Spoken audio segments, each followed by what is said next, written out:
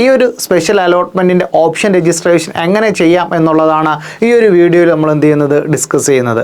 Hi students, BTech ഓൺലൈനിലെ പുതിയൊരു വീഡിയോയിലേക്ക് എല്ലാവർക്കും സ്വാഗതം. ഈ ഒരു വീഡിയോ എന്ന് പറയുന്നത് KTUവിൻ്റെ ബിടെക് ലെറ്റിന് ഒരു സ്പെഷ്യൽ അലോട്ട്മെൻറ്റ് വന്നിട്ടുണ്ട്. ഈ ഒരു സ്പെഷ്യൽ അലോട്ട്മെൻറ്റിൻ്റെ ഓപ്ഷൻ രജിസ്ട്രേഷൻ എങ്ങനെ ചെയ്യാം എന്നുള്ളതാണ് ഈ ഒരു വീഡിയോയിൽ നമ്മൾ എന്ത് ചെയ്യുന്നത് ഡിസ്കസ് ചെയ്യുന്നത്. എന്താണ് ഈ സ്പെഷ്യൽ അലോട്ട്മെൻറ്റ് എന്ന് പറയുന്നത്?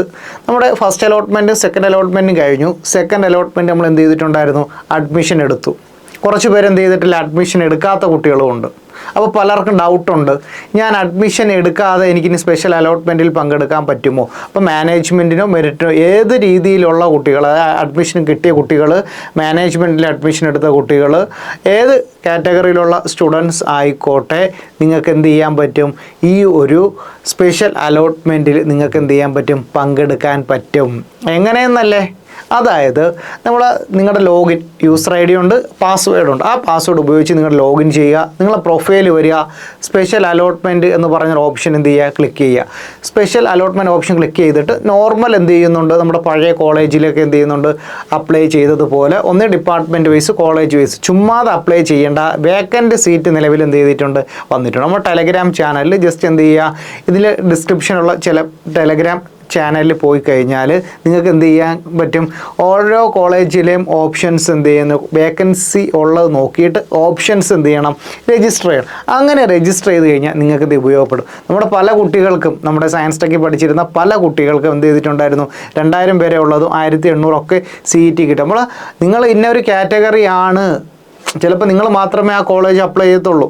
മനസ്സിലായോ? അപ്പോൾ ആ ഒരു അവസരം നിങ്ങൾക്ക് എന്ത് ചെയ്യും? കിട്ടും. അപ്പോൾ നിങ്ങൾ വേക്കൻ്റ് ഉണ്ട് എങ്കിൽ എൻ്റെ റാങ്ക് ഇത്രയാണ് എന്നുള്ളതല്ല, നിങ്ങൾ കാസ്റ്റ് വൈസോ അല്ല എങ്കിൽ ഏതെങ്കിലും രീതിയിൽ ഡിപ്പാർട്ട്മെൻറ്റ് വേറെ ആര് അപ്ലൈ ചെയ്യും, നമുക്ക് ആര് അപ്ലൈ ചെയ്യുന്നു നമുക്കറിയത്തില്ല. അപ്പോൾ നിങ്ങൾക്ക് ഏതാണോ ഒരു പ്രയോറിറ്റി തോന്നുന്ന ആ കോളേജ് അനുസരിച്ച് എന്ത് ചെയ്യുക? വയ്ക്കുക. താല്പര്യമില്ലാത്ത കോളേജുകൾ ദയവ് ചെയ്ത് എന്ത് ചെയ്യരുത്? നിങ്ങൾ ഓപ്ഷനിൽ വെക്കരുത്. അങ്ങനെ വെച്ചാൽ പ്രശ്നമെന്ന് വെച്ചാൽ ഇതോടുകൂടി പരിപാടി കഴിഞ്ഞു. സോ നിങ്ങൾക്ക് ചിലപ്പോൾ ഒരു ഓപ്ഷൻ ചോദിക്കും, അപ്ലോഡ് അഡ്മിഷൻ ഡീറ്റെയിൽസ് എന്ന് പറഞ്ഞൊരു ഓപ്ഷൻ ചിലപ്പോൾ ചോദിക്കുന്നുവെങ്കിൽ നിങ്ങളുടെ ഏതെങ്കിലും കോളേജ് അഡ്മിഷൻ എടുത്തിട്ടുണ്ട് എങ്കിൽ ആ ഒരു അഡ്മിഷൻ ഫോം എന്ത് ചെയ്യും? നമ്മുടെ സർട്ടിഫിക്കറ്റൊക്കെ കൊടുത്തതിൻ്റെ ഒരു ഫോം അവരെന്ത് ചെയ്തിട്ടുണ്ട്? സീൽ ചെയ്ത് തന്നിട്ടുണ്ട്. ആ സീൽ ചെയ്ത ഫോം എന്ത് ചെയ്യുക? അതിനകത്ത് അപ്ലോഡ് ചെയ്യുക. അല്ല എങ്കിൽ ചില ആളുകൾക്ക് എന്ത് ചെയ്തിട്ടുണ്ട്? കോളേജ് ഓപ്ഷൻസ് മാത്രമേ ചോദിച്ചുള്ളെങ്കിൽ കോളേജിൻ്റെ ഓപ്ഷൻ എന്ത് ചെയ്യുക? രജിസ്റ്റർ ചെയ്യുക, സേവ് ചെയ്യുക, പ്രിൻ്റ് ഔട്ട് എടുക്കുക. പ്രിൻ്റ് ഔട്ട് ഫിസിക്കലി എടുക്കേണ്ട, സോഫ്റ്റ് കോപ്പി എങ്കിലും എടുത്ത് ഡൗൺലോഡ് ചെയ്തിടുക. ഇത്രയും കാര്യങ്ങളാണ് നമ്മുടെ സ്പെഷ്യൽ അലോട്ട്മെൻറ്റിൽ നമ്മൾ ശ്രദ്ധിക്കേണ്ട കാര്യങ്ങൾ.